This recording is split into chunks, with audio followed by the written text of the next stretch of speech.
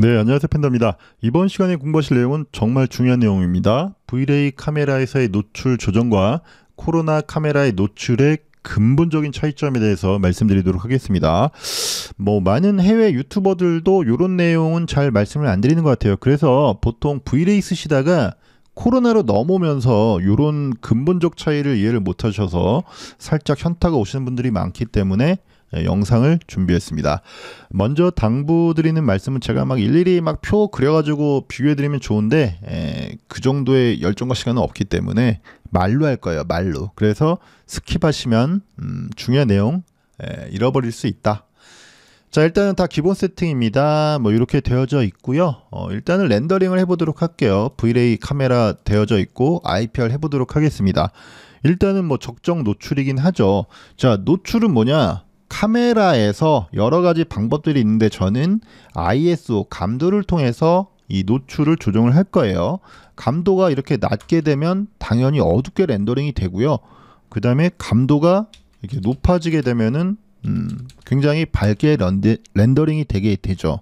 그래서 여러분들이 굉장히 중요하죠. 렌더링 할 때 적정 밝기의 노출을 해서 렌더링 해야 된다. 너무나 상식적인 이야기입니다. 그리고 요거 하나 볼게요. 요 위주의 요 주위에 RGB 값을 한번 볼게요. 일단은 7x7 이렇게 마우스 왔다 갔다 해서 이 상태에서 단축키 L.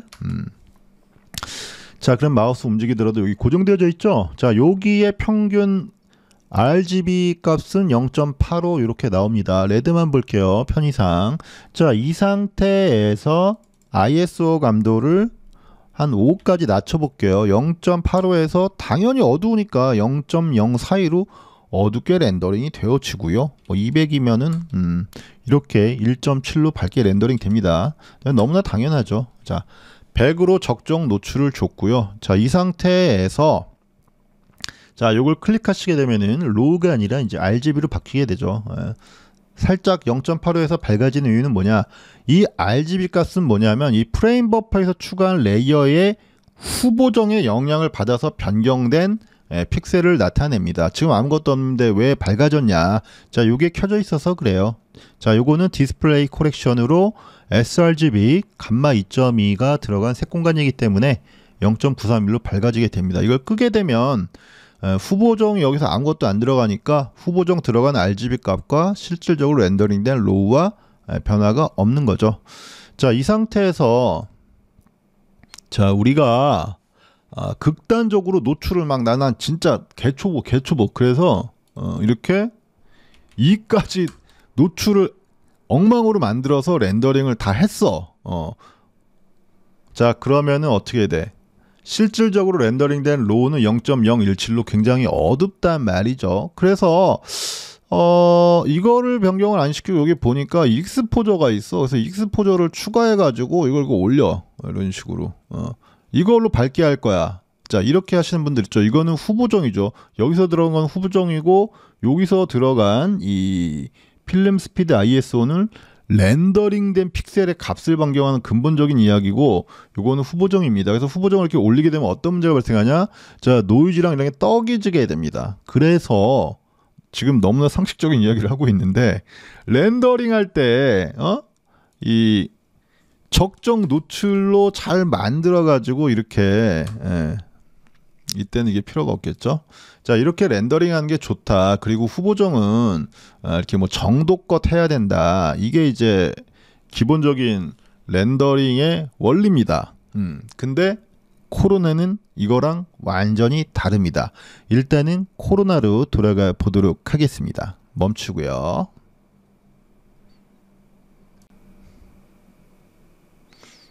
자, 이번에는 코로나 렌더러고요. IPR 해보도록 하겠습니다. 굉장히 노출이 안 맞아서 밝게 되고 있어요. 그래서 자, Vray처럼 카메라에서 한번 노출을 조정해 볼게요. ISO를 이제 낮춰야겠죠. 밝으니까 10으로 낮춰 볼게요. 적용이 안 됩니다. 다시 100으로 해볼게요. 전혀 변화가 없어요. 그거는 코로나는요, 여기서 카메라에서 노출을 조정하기 위해서는 포토그래픽 익스포저 레이어를 추가를 시켜줘야 돼요. 자, 그러면 이제서야 100, 200 이렇게 밝기가 바뀝니다. 근데 뭔가 이상해. 뿌예. 이건 왜 그러냐면 이 레이어의 위치 때문에 그렇습니다. 이거 굉장히 중요한데요. 이 레이어를 맨 위쪽에다가 두셔야지 됩니다. 자, 그래야지 제대로 된 이미지가 나오고요. 이 이야기는 조금 이따가 말씀을 드릴게요. 왜 그런지. 자, ISO 100이 아니라 한 200 정도로 올려야겠네요. 아니네. 한 300? 400. 뭐 요거 탄 거는 또 나중에 잡을 수 있는데 그거는 지금 설명 분위기가 아니라서. 자, 그래서 포토그래픽 익스포저를 쓰면은 심플 익스포저는 안 쓰셔도 돼요. 뭐 추가에 따라 쓰실 수도 있는데, 자, 0일 때는 적용을 안 하는 거나 마찬가지인데 이걸 켜놓게 되면 약간의 컴퓨터 리소스를 차지합니다. 그래서 카메라를 통한 노출을 조정할 때는 이걸 안 쓰셔도 된다. 중요한 거는, 자, 노출은 맨 위쪽에 있어야 된다라고 말씀을 드리겠습니다. 자, 여기서부터 정말 중요한 브이레이의 차이점. 자, 오른쪽 마우스 하셔서 요 하늘 V를 한번 클릭해 볼게요. 자, 오리지널 리니어 RGB라고 나오는데 이게 브이레이식으로 말하면 렌더링된 원본 픽셀 값이에요. 그러니까 로우 데이터입니다. 레드가 19예요. 19.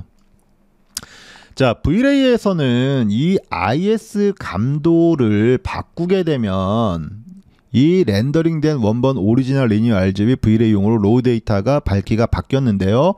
요거 한번 볼게요. 지금 400인데 굉장히 어둡게 만들어 볼게요. 아이고, 10.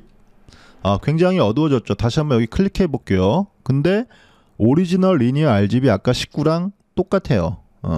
바뀌지가 않아요. 내가 감도를 조정해서 적정한 밝기의 픽셀로 렌더링을 하려고 하는데 보이는 건 변하는데 실질적인 700까지 올려볼게요. 온전히 오버브라이트 된데도 눌러보면 아까처럼 19 그대로야. 자, 이건 무슨 이야기냐. 코로나는 브이레이와 다르게 내가 여기 카메라에서 노출 조정하는 게 실질적인 렌더링된 밝기를 바꾸는 게 아니라 결국은 이것처럼 후보정으로 들어가는 거다. 그게 근본적인 차이입니다. 자, 후보정으로 들어가는 거기 때문에 이 위치, 레이어의 위치가 중요한 거예요. 포토샵도 커브 레이어나 이런 레벨 레이어가 위에 있냐 아래에 있냐 중간에 있냐에 따라서 이미지가 달라집니다. 똑같아요. 근데 포토샵과 다른 요 하나의 차이점은 뭐냐면, 중요한 차이점은, 자, 포토샵은 밑에서부터 이렇게 레이어를 쌓아가는 건데 코로나는 여기 위에서부터 이렇게 쌓아나가는 거예요. 그래서 이 노출이란 거는 뭐냐면 이 전체적인 밝기, 어두운 거부터 밝게 하냐 어둡게 하냐, 컴포지팅 용어로는 이제 옵셋 한다고 그래요. 뭐 컬러 그레이딩 용어로 옵셋. 어두운 것도 밝게 한다고 그러면 밝은 것도 밝게, 중간 톤도 밝게, 어두운 것도 밝게, 이런 거죠. 그래서 이게 만약에 이게 밑에 있으면 이런 문제가 생기는 이유는 뭐냐면 ACS 톤 매퍼가 먼저 적용이 돼서 그래요. 이게 먼저 적용되고 이게 나중에 적용되는 거잖아. ACS 톤 매퍼는 뭐냐면 요게 지금 현재의 렌더링된 원본 로우 데이터, 오른쪽 마우스에 보면은 나오는 오리지널 리니어 데이터 한 거예요. 그 중에서 ACS 톤 매퍼는 가장 밝은 부위에 있는 아이들을 살짝 어둡게 처리를 해주는 거예요. 그래서 켜보면 다 날라간 것들이 후보정에 의해서 이렇게 살짝 어두워졌죠. 살짝 어두워졌는데 이 상태에서 익스포저를 조정한다는 건 뭐냐면 이거 전체를 다 어둡게 만들어 버리겠다는 이야기야. 그래서 이런 식으로 여기도 좀 보면 이렇게 깨지죠. 포스터라이제이션 현상이 생기는 거고요. 그래서 이 톤 매퍼들은 보통 가장 후보정이 있어서 마지막 정도에 두는 게 가장 뭐 좋긴 해요. 그래서 전반적인 노출 보정은 요 맨 앞에서 처음 해주시는 게 좋다라고 말씀을 드리겠습니다. 그래서 근본적으로 포토그래픽 익스포저와 이 심플 익스포저는 크게 다르지 않아요. 그래서 처음에 이제 사람들이 어려워했던 이야기는 요게 위치가 달라서 그렇다. 자, 그리고 또 제가 포토그래픽 익스포저를 추천하지 않는 이유가 또 하나 있습니다. 일단은 요거 0일 때는 끄나키나 동일하니까 일단은 꺼놓고 좀 설명을 드릴게요. 자, 지금 IPR이기 때문에 IPR 하면서 이거 당연히 이렇게 인터랙티브하게 적용이 되는데, 자, 문제는 뭐냐. 이게 적정 밝기 했어. 그래서 우리가 렌더 버튼 눌러서 최종 렌더링을 한단 말이지. 최종 렌더링을 하는데 좀 마음이 바뀌었어. 너무 어두운 것 같아. 그래서 이거 어차피 내가 후보정이라고 했으니까 어차피 지금 렌더링 되는 거는 RGB 리니어는 다 19야. 뭔 짓을 해도 그냥 다 19야. 변하지 않아. 후보정이니까. 그래서 렌더링하는 도중에 너무 어두운 것 같아. 그래서 400으로 입력을 했단 말이지. 변화가 없어. 이게 단점이야. 멈추고 만약에 이걸 비활성화하고 심플 익스포저를 사용하게 되면 이 아이는 인터랙티브 때도 당연히 작동을 하지만 이렇게 최종 렌더링을 하면서 또 이게 돼. 그러니까 다 레ን더링 해놓고 너무 밝네. 다 렌더링 해놓고도 이걸 조정을 할 수 있어. 그래서 포토그래픽 익스포저보다는 심플 익스포저를 추천을 드리는 거예요. 어차피 똑같아. 얘는 렌더링 자체에서 픽셀 바꾸는 게 아니라 다 후보정 빨이니까. 근데 오히려 심플 익스포저는 조금 더 워크플로우가 자유도가 높아서 그래요. 그리고 또 하나 중요한 걸 하나 또 말씀을 드리면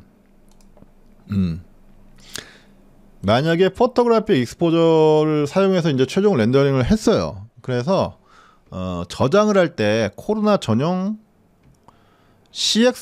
이게 아니다. 밑에 보면 이제 CXR로 저장을 하고 싶은 경우가 있단 말이지. 그래서 이렇게 저장을 했어. 코로나 전용 EXR 포맷이에요. 그래서 우리가 전용 코로나 에디터로 열었단 말이야. 열어서 가져오면 이제 톱매퍼 보면은 자 여기에 썼던 옵션들이 그대로 똑같이 있고 여기서 똑같이 할 수가 있어요. 그래서 나는 이 포토그래픽 익스포저 이걸로만 하고 싶었는데 얘는 옵션이 없네? 노출 조정을 할 수가 없네. 왜냐면 얘는 카메라 3D 카메라에서 조정을 하는 애인데 얘는 그런 게 없어. 그냥 껐다 켰다 밖에 안 돼. 그래서 나중에 조정을 할 수가 없다. 어차피 똑같은 거면 이거를 쓰면은 여기서 이렇게 조정이 되니까 굳이 이거를 인터랙티브에서도 안 되고 나중에 전용 이미지 에디터에서도 컨트롤할 수 없는데 이걸 굳이 뭐하러 쓰냐. 그런 이야기입니다. 자, 그래서 장점은 코로나는 그냥 노출 개판으로 하고 최종 렌더링 걸고 나중에 여기서 다 해도 돼. 어차피 이거는 후보정으로 들어가는 아이기 때문에. 그래서 초보자분들한테 굉장히 좋죠. 뭐 V-Ray처럼 노출을 처음부터 잘 설정을 안 하고 렌더링해서 나중에 후보정 하려고 하면 이미지가 깨지듯이 얘는 그런 게 상관이 없어. 그래서 이것도 한번 보여드릴게요. IPR로 할게요. 자 그리고 이제 변인을 똑같이 맞춰야겠죠. 보통 이제 코로나 같은 경우에는 IPR 할 때 여기가 활성화돼서 디노이징이 들어가는데 저는 넌으로 했어요. 요런 식으로 비교를 해야 됩니다. 그래서 나는 이걸로 했단 말이야. 되게 어둡게 해볼게요. ISO를 한 5까지 떨어뜨려 볼게요. 어마무시하게 어둡게 했어. 그래서 다시 V-Ray처럼 심플 익스포저를 통해서 밝게 해볼게요. 그러면 노이즈가 5방 껴야 되겠지? 노이즈가 안 낀다. 이것도 장점이다. 자, 그럼 과연 이게 왜 가능한 것인지에 대해서 설명을 드리도록 하겠습니다. 자, V-Ray는요, 여기 강력한 태양광이 들어올 때 그 들어온 태양광의 이 빛, 에너지, 픽셀 값들을 카메라에서 있는 그대로 다 쓰는 게 아니라 카메라의 노출을 통해서 이 태양광에서 밝은 부위는 잘라내고 어느 정도 적정 노출로 RGB 렌더링을 합니다. 로 데이터를 만들어내는데 코로나는 그런 거 없어. 여기서 내가 뭐 노출 조정하고 이런 거 그냥 다 후보정으로 하는 것일 뿐이야. 그냥 얘는 카메라에서 들어오는 광량을 그대로 생으로 가져다가 가감 없이 그냥 내가 여기서 뭐 노출 이것도 후보정이니까 그냥 렌더링을 해서 여기 픽셀 값을 보시면 노출을 아무리 지랄이고 연병을 해도 19씩이나 이렇게 높은 데이터로 나오게 됩니다. V-Ray는 내가 익스포저 조정해가지고 ISO 감도 조정해서 1 언더로 만들었잖아요. 0.85 정도 레드를 만들었는데 얘는 그냥 생으로 그냥 다 써. 다. 그렇기 때문에 가능한 거다. 자, 그러면은 5방 좋네? 노출 아무 생각 없이 막 작업하고 나중에 막 다 바꿀 수 있으니까. 근데 단점이 있다. 장점만 있는 게 어디냐 세상에. 얘는 태양광에서 들어온 모든 광량을 여기다가 그냥 다 때려박아 가지고 다 렌더링을 돌리기 때문에 여기 프레임 버퍼에 떠 있는 메모리 소모율이 Vray 대비 최소 2배에서 엘레먼트 막 추가하잖아요. 막 4배, 5배, 6배 이렇게 메모리를 처먹습니다. Vray보다 최소 2배 이상 처먹어. 그래서 권장되는 제 실무 빡센 작업할 때 128기가의 램은 무조건 꽂아야 돼.